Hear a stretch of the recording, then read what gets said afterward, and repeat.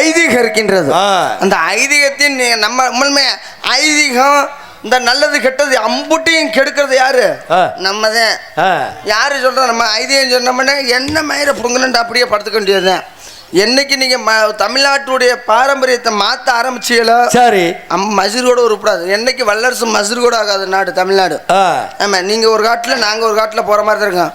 கலைத்துறையில என்ன சொல்லியிருக்காங்க, எப்படி சங்கரதாஸ் சாமி என்ன சொல்லியிருக்காருன்னா, தமிழ்நாடு என்னைக்கு வல்லரசு நாடாக ஆகுதோ, ஏழைகள் மக்களுடைய வயிற்று ரப்புதோ, அன்னைக்கு தான் தமிழுடைய கவலைகள் நீங்கும், சரி கவலை கஷ்டங்கள் நீங்கும் அப்படின்னு சொல்லியிருக்காரு சங்கரதாஸ் சாமி. சரி, அதை வந்து நாங்க நிகழ்ச்சியாக ஒவ்வொரு நாட்டில் நடக்கிறத ஒரு ஊர்ல நடக்கிறத ஒரு நிகழ்ச்சியா எடுத்துட்டு வந்து மக்களுக்கு எதுக்காக கொண்டு வந்து காட்டுறோம்.